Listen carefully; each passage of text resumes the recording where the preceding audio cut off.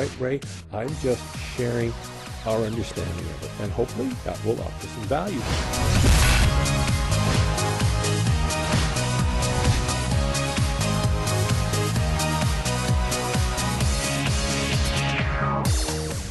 There'd be politically correct inconveniences, right?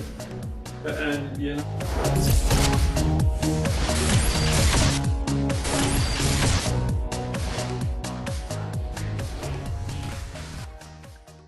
Hello and welcome to another episode of Ask the Spirituality Expert. I'm your host, Russ Littau, founder of the Healing Center and Convergence Reiki. If you want to find out more about us, check out archives of this program, also our audio and radio shows. Just go to the website listed down here. Excellent. The question I have that I'm answering today, it's really a common theme that I notice in many of the questions or the wonderings and challenges, I guess it'd be the best word, that I receive. And there's actually two of them that really kind of motivated me to make this the topic of this episode. And I guess the first thing, I want to preface this segment by saying that, you know, the solutions are usually, probably always, usually really quite simple. But what's so important is to remember that simple doesn't mean easy. And I'm not for 1 second saying this work that we do is easy. As a matter of fact, it's probably going to be the most challenging. If you really want to make those substantial changes and see those rolled out in your life experience, it's probably going to be the most challenging work that you've ever done. So, you know, please understand that I am not suggesting, you know, that, oh yeah, this could be just poof poof and it's gone, right? I'm not saying that. What I am saying, though, is that I think it can be resolved a lot more efficiently and gracefully than we sometimes realize. And I think that's really the answer, or the comments that I'm giving on this episode are kind of related to that theme.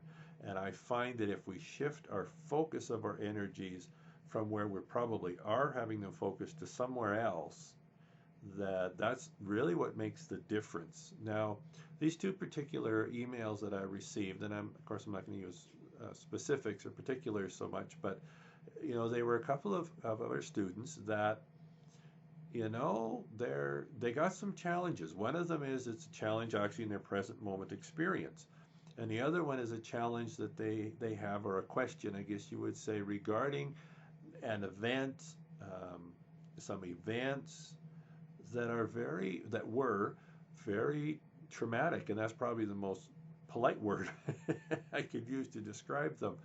You know, but the question is, so here I have something that I don't desire. And these are really, actually, this is really two good examples. So the one, you know, what they don't desire, and understanding, I'm using these two as sort of a theme, is their personal experience. There's some things happening in their personal experience that, you know, it is not working for them. They don't desire. It's uncomfortable again, and that's probably the most pleasant word I can give. You know, we could use to sort of define it. But it's a challenge. It's a challenge in their physical environment. And then the other one is actually a challenge related to, again, I use the word traumatic memory or memories, and how that manifests today. And so the question is, you know, so what do I do about that? You know, like both these cases, like, this is big deal. You know, these are big deals, right?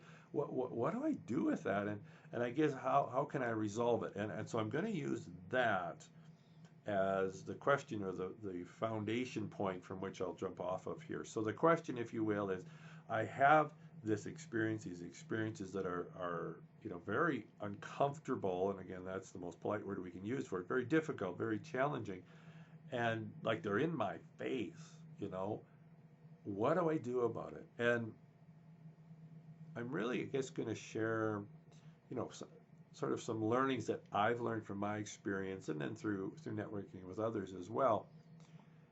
And for me, here's one of the differences, and I know it really helped me. We don't so much eliminate the challenge as we displace it. And here's what I mean by that. Our focus often is, and hey, and I believe me, I still use this understanding and techniques that come from this understanding today. There's those things in our experience that we would just as soon not be there. And so what the tendency is we focus on fixing the, i.e. the problem, right? The fixing the problem. That's what we're doing. So what I'm saying is, we want to eliminate the problem. And any of you that have been to any of our workshops, one of our foundational teachings is whatever you focus on gets bigger. Whether you love it or hate it, whatever you focus on gets bigger. And so if your focus is on eliminating the problem, again, whatever fits into your definition of problem, I find it tends to get bigger and it feels so much more complex and so much more complicated. I've watched a fair number of movies, and there was a movie called The Core. It's an old one now, and basically, the inner core of the Earth had stopped revolving, and so this team of people were going down to the center of the Earth to start it, because if this, if the process didn't start going again, the world was over. And the team was talking about, they were saying, wow, like, holy cow, like, so it's up to us to save the world, and like, how, like, doesn't that just blow your mind, kind of thing, right? The responsibility of that, the complexity of it. And one of the actors who had a wife and 2 children, he said, oh, no, he says, I'm not trying to save the world. He says, that's far too big. He says, I'm just trying to save 3 of them. And I think that's what tends to happen when we focus on eliminating the problem, is it starts to look like we're trying to, if you will, save the world. It looks so big and so complex and so complicated. And so for me, what I did and what I do to this day is I don't so much focus on eliminating the problem or the challenge or the difficulty or the trauma, if you will. I focus on displacing it. And here's what I mean by that. And again, remember, I'm not saying this is easy, right? And so for me, what I do is I focus on the practices, whatever they are, that cause me to feel certain feelings and to have more of an experience of what I want to experience. And for me, I really, in my research and my studies and my own experience, what we really want is we want peace. We want to be peaceful. That's what we really want. We may have other names and ways we sort of package it up, but in the end, we want to feel, that's what we want to feel, right? We want to feel it's going to be okay. We want to feel peaceful. We want to feel relaxed, if you will, And so for me, it's about then focusing on anything and everything that I can to create, and maybe it seems like little flavorings of it, little, minuscule moments of time, but whatever that is, to focus on anything and everything I can that's going to start to nurture that experience. So for me, in the beginning, I really loved walking, still do, and walking the nature trails, and just, that kind of getting away from people, if you will, and getting into nature. And I would spend as much time as I could. And sometimes I could spend more time than others. Sometimes it wasn't very much at all. But for me, that was a huge form of meditation. And I would take my MP3 player and I'd put maybe some teachings in it, maybe some music in it, and then I would go out and I would walk the trails. I would get out, and the proverbial hug a tree, kind of thing. I'd find a creek, I'd walk by the creek. Now, why did I do that?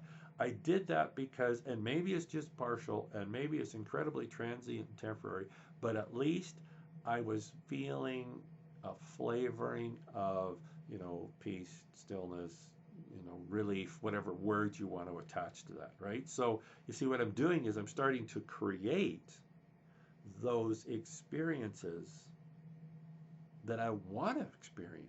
And again, I'm not saying this is easy. Maybe there's certain books that you read. Maybe, there's certain people that you're able to network with. Maybe there's a certain tree that when you go out and you sit under it, I know for me, I had a few trees, right? When I went out and I sat under it and listened to music, or I read a particular book, it caused me to have flavorings of it. Yeah, I was still noticed all that stuff around me. Yes, I still noticed all the challenges, all the difficulties, all the traumas, all that kind of stuff. They were still there.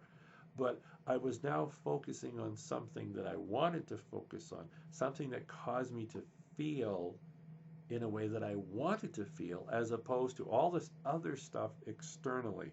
And here's what I find happens when you do that. Slowly but surely, like, I'm not saying this happens overnight, but it will probably happen a lot quicker, pleasantly, faster than you might initially think. I started to create those memories. I started to create those experiences. And as I nurtured that and nurtured that, slowly but surely, they start to pick up momentum. And what they actually do is they then start to displace, or even force out, if you will, displace is a better word, I like this, displace those aspects of our experience that we don't want, i.e. traumatic memories, i.e. challenging, present moment experiences. They actually displace them. And so for me, yes, they need to be dealt with, but I find your kind of your fundamental skill, and for our Reiki practitioners, and this was actually two of them that sent this email in, and you're not the only ones, that have, again, different cosmetics to them, maybe different intensities, but similar themes, right?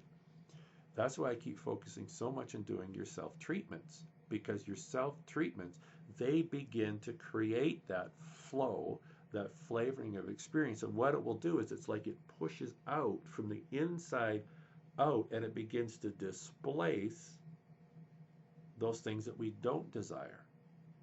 And there'll be things that we do to manage that process. But you see, then we're managing the process of it leaving. We're not so much trying to sort of make it leave ourselves, right? What often initially gets it moving isn't us trying to eliminate the problem, quote unquote, right? It's about nurturing that experience, getting that little bit of a fire going and nurturing that fire. That actually starts to move it. Like, it starts to move as you nurture that. And then you can manage that process of moving. But you always come back to focusing on creating that environment that's conducive to what you want to feel. Okay, I hope that makes sense to you. And again, I keep saying this, but I'm not saying it's easy. But I have to honestly say, I found it in my experience and so many others, it really has been very effective. Rather than it's so simple, rather than focusing on what we don't want, do whatever we can to focus on nurturing that environment conducive to what we do want. Focus on that. Maybe it seems like, glacially slow in the beginning, but I mean, you got to start somewhere, right? Do whatever you can using every tool that you have. Maybe it's running, maybe it's painting, maybe it's, I don't know, maybe it's driving, maybe it's whatever. I don't care what it is. Maybe it's reading certain books, maybe it's listening to certain music. It's probably a combination of all those and maybe others. Whatever it is that you can do, even for just brief moments of time, to begin to create that. Because what happens is you start to nurture that, it really does start to build upon itself. It starts to actually pick up momentum. And as you do that, it begins to, in a very powerful way, displace that which we don't want in our experience. Think of water. You look at water and you see how, like, these big rocks that crack open, and they start with just a little minuscule crack, and then the water kind of runs down into the crack. But then as it freezes, right, it'll just snap that rock in two, right? And it's water, right? I mean, it just flows effortlessly, right? It flowed into this little crack, but then as it froze from the inside out, it popped that rock open, and you could sit there and you could hammer away at that rock forever, and you're not going to do a lot to it. But that water from the inside, as it pushed out, snapped that big rock in two. And I really believe, and I'm only saying this because I've experienced it, and I've seen it happen to so many other folks, as you do that, as you nurture that inner well-being, it really will begin to push and displace those things that we don't need anymore. Excellent. Thanks for your time. This is a really valuable episode, this one here, because I see it show up in so many, myself and so many other folks' experience, where we're kind of focusing on not focusing on the wrong thing, but we're going about eliminating this thing by kind of pointing it in the opposite direction, right? Focus on what causes you to feel good, whatever that is. that starts. It starts that whole process moving, and then you just manage that movement. Excellent. Thanks. Again, if you have any questions, comments, just send them to go to the website that I've been flashing up down here throughout this video. If you scroll down about halfway in the page, you're going to see a little icon that says Ask the Expert. Click on that. That's where you can see the archive of our past shows, our radio shows, and there's also a form there. You can submit your own question, your own comment, and you just never know. You may be the topic for a next episode of Ask the Spirituality Expert. I'm your host, Russ Littau, founder of the Healing Center and Convergence Reiki. See you next time.